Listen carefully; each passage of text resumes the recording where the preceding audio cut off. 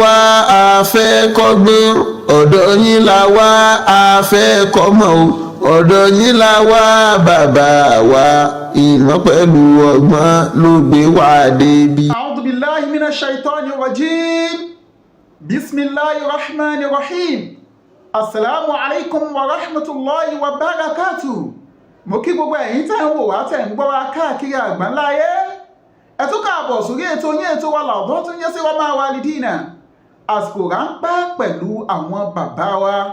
A moment with our father. Lónìí ìlú Ìlọrin náà mo tún tẹkọ̀ létí lọ.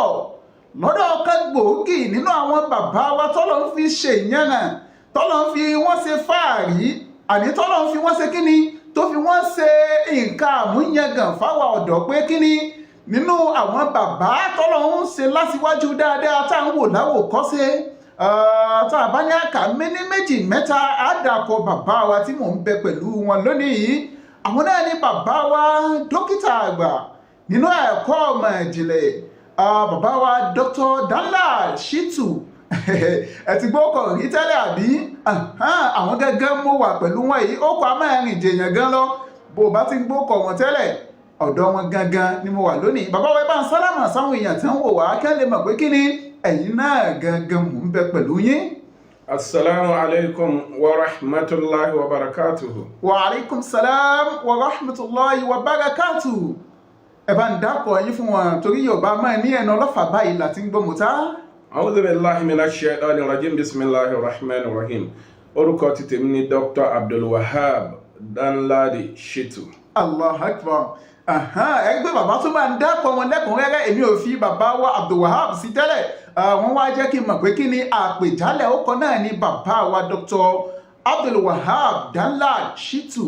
Ẹ sọ ẹ̀wà kọ̀wé lè bá yá bàbá wa. Gẹ́gẹ́ bá a ṣe mọ̀ pé ọjọ́ tá a bá gùn báyìí kọ́là kànrún. Wọ́n sì ní kí ojú tó rí bí idẹ ó ti kọ́kọ́ rí bí iná. Ẹ má bínú pé mo pòwe lọ́dọ̀ ẹ̀yin bàbá wa. Bàbá wa, nígbà tẹ́ wà lójú ọ̀nà ẹ̀kọ́, báwo lẹ ṣe rìnrìn náà? Báwo lẹ ṣe dé ibi ipò tẹ́ wà lónìí táwọn èèyàn fi ní Dr. Danlad lọ́tún, Dr. Danlad lósì? Báwo lẹ ṣe bẹ̀rẹ̀ ẹ̀kọ́ gan? Ǹjẹ́ lẹ lè sọ fún aláàrin ìṣẹ́jú péréte? Naam, a'udhu billahi minash shaitanir rajim. A dúpẹ́ fọ́lọ́run ọba. Alhamdulillah. Ìrìn àjò ẹ̀kọ́ ní gbogbo àyè tó wà kò ní sáláì má sí ọjọ́ téèyàn ó ní mo lá oyin. Àwọn ọjọ́ sì pọ̀ téèyàn ó ní ewúro màmá ni mo lá. Allahu Akbar. Ewé ewúro mà ni mo jẹ. Ibo ni kí n ti gbé? Allahu Akbar. Ṣé kí n gbé láti secondary school nítorí pé bẹ́ẹ̀ ṣe rí mi yẹ ẹni tí ó bá ti mọ̀ mí tẹ́lẹ̀. Ibi tá a bí mi sí ilẹ̀ Haúsá ni ìlú kan tó ń pè ní Mahuta. Mahuta nípínlẹ̀ èbó? Nípínlẹ̀ Niger. Allahu Akbar. Local government Agbara.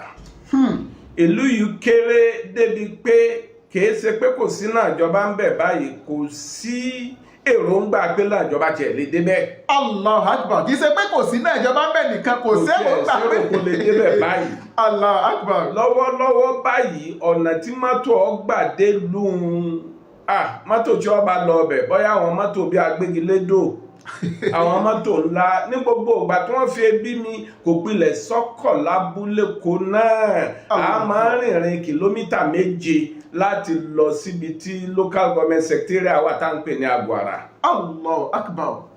Ibẹ̀ lọ́lọ́run ti kádàrá kí n ti ka ìwé 6 mi.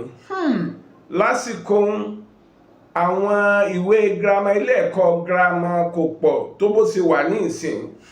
Gbogbo àwọn community ò sí. Ibi tí mo ti lọ ka secondary school mi sílùú mi ìrìn ọjọ́ kan tàbí ọjọ́ kan àbọ̀ ni. Allahu Akbar. Nígbà náà wọn ò tí ì pín ìlú mi manager Kwara ló wà. Allahu Akbar. Secondary school tí mò ń lọ Kwara lòun náà wà. Àmọ́ nítorí ọ̀nà tí ọ̀dà ń kọ́kọ́ rìn pẹ̀tìmọ́tò wa tá a gbé lórí báyìí tá a fi rìnrìn mẹ́ẹ̀lì 7 Allahu Akbar. kó tó di pa débi tí a ti wọ mọ́tò. pẹtimọ́tò tí gbogbo oúnjẹ ó wà ń bẹ̀, gààrí ó wà ń bẹ̀, géṣà ó wà ń bẹ̀, mílíkì ó wà ń bẹ̀, bẹ́ẹ̀ ṣe rò pé ó wo tóun bẹ́ẹ̀ náà ni ó ṣe wo. àwọ̀ lọ sí Káyàmá ibi tí mo ti ká secondary school wọ́n ń pè ní Yáṣìkìrá. Yáṣìkìrá ní Kwara State ń bí iná lọ́wọ́ ọ̀nà tí ọ̀dà bá a bá gbéra láàárọ̀ kó o ní mọ́ fúta a lè dé Yáṣìkìrá bọ́lọ̀ ń bá fẹ́ títí aago 9 alẹ́. bọ́lọ̀ ń bá fẹ́ nígbà míì Káyàmá lásùn ọjọ́ kejìlá tó tún bẹ̀rẹ̀ ìrìn àjò. Allahu Akbar. láyé ìgbà wọn tá a bá ti lọ bá wọn kò sí àlè gbúrò òbí wo lè gbúrò wa. ó tún dìgbà wo. ó dẹ̀yìn oṣù 3. títà àwọn bá parí. kò sí mọ́tò tá a fi ìwé rán síréètì kò sì sí fóònù. Allahu Akbar. bá a ṣe lọ́dún 5 níbẹ̀ nù. Allahu Akbar. màmá tó bí mi ló ní kéwú yìí wù mí kéwú mo fẹ́ kó ké. kéwú lẹ fẹ́ kí n ké mi sì fẹ́ lọ ilé ìwé. mo fẹ́ lọ yunifásitì mo fẹ́ lọ college of education. mo wá padà gbà sí màmá mi lẹ́nu. mo lọ sílé ẹ̀kọ́ tí wọ́n ń pè ní Mahadul Islami nílùú Ẹdẹ. Allahu Akbar. ní ìpínlẹ̀ Ọ̀ṣun. Allahu Akbar. ibẹ̀ mo ti gbé ka ibtida'i mo ka ìdádí mo ka sánáwì. Allahu Akbar. ibẹ̀ lẹ́ ti kàwé ìpele ìbẹ̀rẹ̀. ìpele ìbẹ̀rẹ̀ ti kéwú. ìpele àárín ti kéwú àti lẹ́yìn sáná ṣùgbọ́n nígbà tí mo ń kéwú yìí mo fẹ́ káwọ́ àtàjọ jẹ́ akẹgbẹ́ kákẹ́kọ̀ọ́ ń bẹ́ẹ̀. ìdádí ni mo bá a dé tọ́lọ̀ ń fi ní kí agbára tọ́. kò fi bẹ́ẹ̀ ságbára. kò ságbára mọ́. nílùú Ẹdẹ mo wá bẹ̀rẹ̀ sí dáko. mo dáko ẹ̀gẹ́ mo wà tí ń fi èso oúnjẹ. nígbà tí mo dé sánáwì tán. ṣùgbọ́n mi pé ń sa kéwú yìí ń kéwú yìí tó ń ta ìságbára yìí kò jẹ́ kí n fi kéwú lẹ̀. Allahu Akbar. ilé kéwú mo wá wà nígbà tí mo wà ní sánáwì tá a parí. àwọn bàbá wa Alhaji Abdullateef Adékílékún wọ́n wá síbi ayẹyẹ hafla lẹ́dẹ̀. Allahu Akbar. ni mo wá bá wọn pé bàbá wa mo fẹ́ wá sí college of education lọ́rìn. wọ́n bá ní kí n jẹ́ káwọn orí rìsọ́ọ̀tì mi. Allahu Akbar. mo fi hàn wọ́n bàbá ní kí n gba fọ́ọ̀mù àwọn ò fún mi láàdmíṣàn. Allahu Akbar. owó wo ní fi gba fọ́ọ̀mù àfáàní. lọ́dọ̀ àwọn júnior mi ni mo ti yá owó mára wọn tí mo fi gba fọ́ọ̀mù jambu tí n fi wọ college of education. Allahu Akbar. níbi tí ò ti ságbára dé. ìgbà tí mo wá gba fọ́ọ̀mù college of education Ọlọ́run ní kí n ra admission.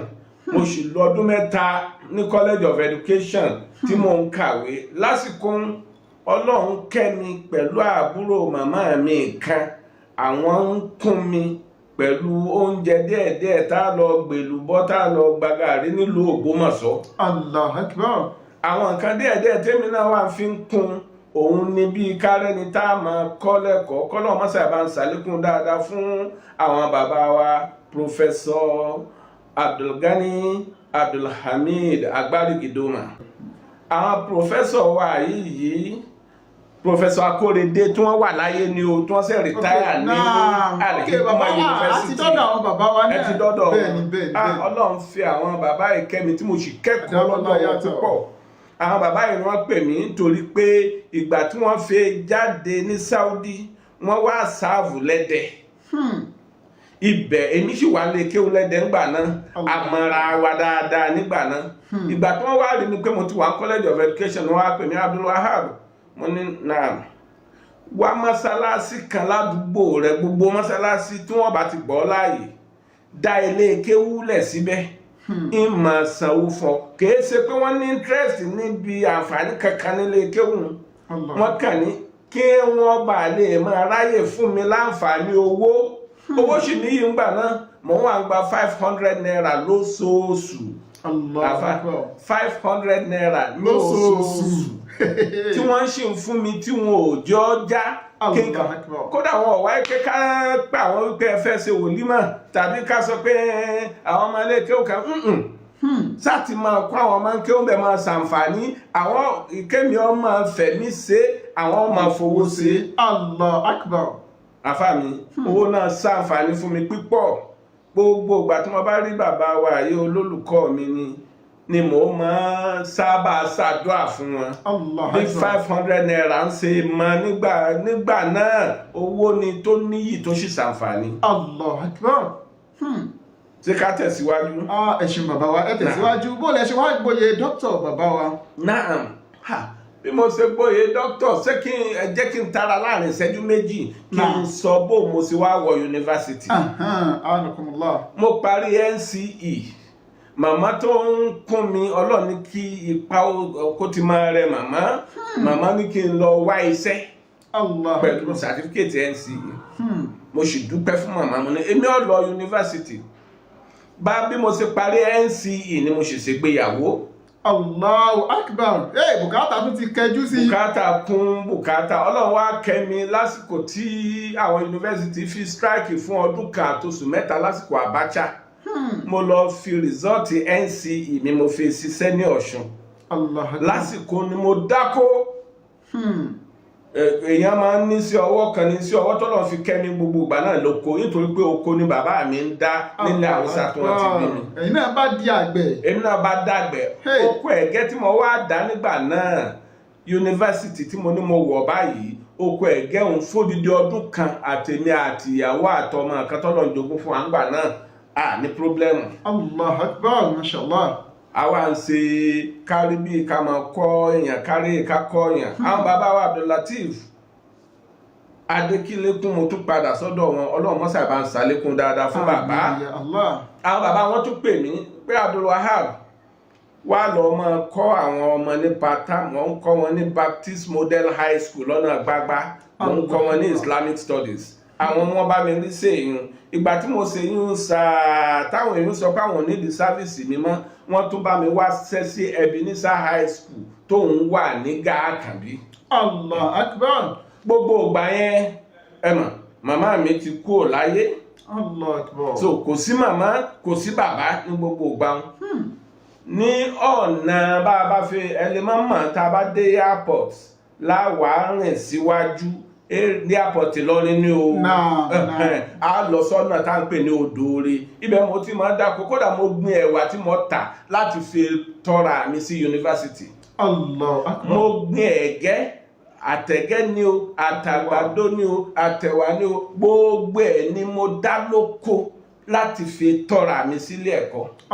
Ni mo fi máa sọ pé kò sáwíjàre fọ́mọ láti sọ pé nítorí tóun ò rẹ́ni tọ́hun lòun ò fi kẹ́kọ̀ọ́ àbóhun ò lóbi lòun ò fi lẹ́kọ̀ọ́. Gbogbo ìgbà tí mo fi lọ yunifásitì mi lóbi kankan mo sì ti níyàwó. Allahu Akbar. Èyí tí mo kàn fi kún òun ni ká kọ́mọ ní kéwú àti àwọn nǹkan báwọn tó jẹ́ pé mo rẹ́ni tó employ mi Professor Alabi tí wọ́n wà ní University of Ilorin wọ́n engage mi tí mo ń kọ́ àwọn ọmọ ń kéwú tí wọ́n mọ̀ fún wa ní nǹkan díẹ̀díẹ̀ àmọ́kò yìí ni mo mú ní bàbàrà nígbà náà ni mo fi tọ́ra mi títí tí mo jáde yunifásitì tí mo jáde first degree mi ẹ̀yìn first degree mi ìwáṣẹ̀ ìjọba mo ní ń ṣe masters pẹ̀lú rẹ̀. Allahu Akbar. Lórí pé mo tọ́ra mi náà ní o tí n sì lóbi láyé tí mo sì ti níyàwó àtàwọn ọmọ mo sì ṣe masters mi ní University of Ibadan. Mo parí masters mi kọ́lọ́n tó jogún iṣẹ́ fún mi láti lọ lecture ní College of Education Minna ní Niger State. Ìgbà tí mo wà ní College of Education ni mo wá gba fọ́ọ̀mù PhD láti wá ṣe doctorate degree mi. Lẹ́yìn doctorate degree mi ní University of Ilorin bí Ọlọ́run jogún iṣẹ́ fún mi ní university náà níbí. Assalamu alaikum wa rahmatullahi wa barakatuhu. Knowledge is facts, information, or skills. Al-Amana International School dé. Ilé ẹ̀kọ́ kan pàtàkì tá a ti ń fọ́mọ lómi ọgbọ́n ibi ìmọ̀ ẹ̀kọ́ òwe àti kéwú sodo sí fẹ́ni tó bá fẹ́ tọ́mọ rẹ̀. Ilé ẹ̀kọ́ pọ̀ nílẹ̀ yìí eyín ọ̀gán dáyọ̀ gédéǹgbé láàrin egun tó fi kalẹ̀ sérígi ni. Ìmọ̀ tó yè kooro ni káwí àbí tàwọn àyíká àwọn tó dùn rí àwọn olùkọ́ wọn pérégedé ìjọba fún fóńtẹ̀lú ilé ẹ̀kọ́ wọn gbà. Ìlànà bọ́mọ ṣe Al-Qur'ani tó wà gédégbé àti kéwú àtìwé jẹ́ kí wọ́n yọ gbangba bí àlà. Ìgbanisí yàrá àkàwé láti bẹ̀rẹ̀ pẹ̀pẹ̀ délé ẹ̀kọ́ gíga ń lọ lọ́wọ́ nursery 1 sí 2 àti primary 1 títí dé 5. ilé ẹ̀kọ́ girama tún ń bẹ JSS tó fi dórí SS classes ló wà. nọ́mbà 37 Ògbólúwà street Ọ̀sìmáwá road láborí ọlọ́jà líkòsí Ògìjó nílé ẹ̀kọ́ wọn dúró sí Tandi. ẹ tún lè kàn sí Gbága road Ẹ̀ríyọ̀ village Ògìjó nípínlẹ̀ Ògùn ni. bákan náà Múlẹ́rúwá Gbága off Ìkòròdú express road. ẹ wo olóyè náà ẹ lè kàn sí wọn lágbègbè Mọ́yá Ìkòròdú nípínlẹ̀ Èkó. ẹ sì lè pè wọ́n sórí àwọn ẹ̀rọ ìbánisọ̀rọ̀ wọ̀nyí 08163548947 tàbí 08034026394 tàbí 07062668227. bákan náà lẹ lè kàn sí wọn lórí ímeèlì wọn trusted@yahoo.com ní ímeèlì náà. alhamdulilayi òbí kan ní mi ní bàbá ní òsì ìyá ní òsì ó láwùjáre àwọn bàbá wa wọ́n wí bẹ́ẹ̀ o eléyìí jẹ́kọ̀ọ́ fún mi ó ń jẹ́kọ̀ọ́ fún wọ ó ń jẹ́kọ̀ọ́ fún gbogbo wa tá à ń wò pátápátá yóò tún máa jẹ́kọ̀ọ́ ìtàn àtẹnudẹ́nu tá à tún máa sọ fáwọn tẹ́ ń bọ̀ náà pé èmi ti bá bàbá wa dókítà Danladi mo ti bá wọn jókòó rí mo ti wò wọ́n lórí móhùnmáwòrán rí tí wọ́n jẹ́ kí n mọ̀ pé kí ni ìgbà táwọn wà yunifásitì àwọn ò lóbìí síbẹ̀ àwọn sì ṣàṣeyege kọ́lọ́run ṣàánú wa. bàbá wa kí n tó lọ sí agbọ́nmi ibi tí mo fẹ́ yà sí tí a fi mẹ́nu bà ọ̀rọ̀ àpilẹ̀kọ tẹ́yìn bàbá wa kọ́ ń gbà tẹ́ ẹ fẹ́ ṣe dókítà. bàbá wa nígbà tẹ́ ẹ wà lójú ọ̀nà ẹ̀kọ́ yìí ẹ mẹ́nu bà á lérèfé ṣùgbọ́n jáwọn ló jẹ́ pé ìjọ mẹ́ni gbàgbé lójú ọ̀nà ẹ̀kọ́ nígbà tẹ́ ń kẹ́kọ̀ọ́ lọ́wọ́. alhamdulilayi oríṣiríṣi lọ́wọ́ àwọn sọ pé èèyàn fẹnu bá oyin èèyàn fẹnu jẹ ewúro méjèèjì ọ̀kan bẹ tí mo bá sọ ó lè pani lẹ́rìn pípọ̀ nígbà tí mo fi wà nílé kéwú lẹ́dẹ mo jí lọ́jọ́ kan àtàgàrí tí mo lè wà mú kò sí. Allah akbar. kò sóúnjẹ kankan kò sélùbọ́ kò sí gàrí kò sẹ́wà kò sí rẹ́sì. mo wá wò pé jẹ́ kí n tiẹ̀ gbọ́n àpò èlùbọ́ wò bóyá ń rí díẹ̀ ń bẹ̀. mo gbọ́n mo lélùbọ́ díẹ̀ èlùbọ́ láfúsì ní díẹ̀ tó ṣẹ́kù tí ó jù báyìí lọ. bó ní ṣe rọ́bẹ̀ tí yẹn jẹ́ mo á ronú síbi pé epo pupa mo sì lálùbọ́sà kò sáta kò sí tìmátì o mo epo pupa yìí tí mo bá gé àlùbọ́sà sí tí mo fi iyọ̀ sí ń lè lò ó lọ́bẹ̀. Allahu akbar. mo bá gbómi kaná nítorí ebi tí ń pa mí kò jẹ́ kí n rántí pé èlùbọ́ láfò ewu omi hó gbogbo èlùbọ́ tó kù mo dà á sí báyìí àfi bí ẹ̀kọ́ mímu. Inna lillahi wa inna ilayhi raji'un. mo dà á sí tábàyì àfi bí ẹ̀kọ́ mímu ìrònú tó wá bá mi ń gbà wọn ó ju ìrònú tó ń bẹ fún mi tẹ́lẹ̀ lọ nígbà tí tẹ́bi ń pa mí tí n tí lágbọ̀kànlé nítorí pé mo ti lágbọ̀kànlé yìí mo ti pílánì rẹ̀ wípé epo pupa ń fi ń gé àlùbọ́sà sí ń sì fi iyọ̀ sí ń fi sọbẹ̀. àwọn ọjọ́ ẹ̀kọ́ bẹ́nu ẹnu tó ṣẹlẹ̀ yìí gbogbo bá wo pé nǹkan kan ṣe mí má ṣe wàdùwàdù jókòó kò ronú sí dáadáa kó tó wá dìpọ́ lọ́n wá fi ẹni tó jẹ́ mẹ́ńtọ̀ mi tó já tọ́ni sọ́nà mi nígbà náà àwọn aláàjì wa Abdulrasheed Abógundé kọ́lọ́mbà ní fọ̀run kẹ́ wọn àwọn ti jọ́lọ̀ nípè báyìí àwọn ni wọ́n lọ bá wọn tí wọ́n wà ní rìwá tí wọ́n wà ní hóstẹ́ẹ̀lì wa nígbà tá a wà lè kéwú wọn ráwọn tọ́jú ẹ̀ pé Ọlọ́run ní kó ṣẹ́kù lọ́dọ̀ wọn tí wọ́n fún wa tá a jẹ lọ́jọ́ ọjọ́ òun. ìtẹ̀mí ẹ̀kọ́ mi tó jáde nù tẹ́lẹ̀ nù àbí wọ́n sọ gbẹ́kẹ̀lé nù kò sí Ọlọ́run ti lè gbà yọ. kò sí Ọlọ́run ti lè gbà yọ máa sọ ìgbẹ́kẹ̀lé nù. ọjọ́ tá a wá máa sọ pé ọjọ́ tínú èèyàn dùn jù téèyàn ó máa rò pé èmi náà àkèésè mi ò abẹ́mi náà ni òun lọ́jọ́ tí mo ríṣẹ́ sí yunifásitì. Allahu Akbar. mo ti wà ní college of education ní Minna ni wọ́n kàn pè mí pé bó ni ṣé wàá gbaṣẹ́ yunifásitì tí mo bá ní kí n rò ó fúnra ara mi ń lè rò ó láéláé láti apply síbẹ̀ nítorí pọ́dọ̀ àwọn olùkọ́ mi tí wọ́n kọ́ mi ni bó ni ṣe sọ pé mo fẹ́ wá mo fẹ́ wá lọ́dún ṣódà pẹ̀lú wọn èmi náà sì mọ bí yunifásitì Ìlọrin ṣe ga tó bó ṣe tóbi tó ìsùn kí n lálàá rẹ̀ rí ọlọ́run kan kádàrá wọ́n sì pè mí ọlọ́run sì ni wọ́n ní iṣẹ́ nì. Allahu Akbar ǹtẹ́ ẹ̀ lérò. tí n lérò bíi tí wọ́n ọmọ tí mo sì mọ̀ wípé àwọn èèyàn máa ń lọ́bì lọ́kòkó fún un tí ò bọ́ sí i eléyìí títí dòní ìmọ̀ ajẹ́ kọ́ pẹ́ mi kó lékún. Alhamdulilayi alhamdulilayi àwọn ọ̀kan làágùn lé lórí ọlọ́run jogún rẹ̀ fún wọn èmi ò làágùn lé lórí ọlọ́run jogún rẹ̀ fún mi ìwà máa jẹ́ kí n wà kẹ́fù kí n sọ́ra wípé àmánà lèyí tọ́lọ̀ ń gbélé mi lọ́wọ́ yìí àmánà lèyí tọ́lọ̀ ó sì bí mi mo máa ń kà kó àdánwò wípé ọlọ́run kan tì í sí mi pé àfidán wò áwò bó ló ṣe ṣe yìí máa jẹ́ kí n sọ́ra pípọ̀ so ọjọ́ èyí tínú mi bàjẹ́ jù nú ọjọ́ èyí tínú mi sì dùn. Alhamdulilayi ọlọ́run mọ́sà ìjẹ́kárẹ́ yìí bàbá wa pẹ́ túbọ̀ ṣe àlékún ìdùnnú fún yín ẹ̀kọ́ tá a ti ẹ̀kọ́ lágbàlá tòní yìí kì í ṣe kékeré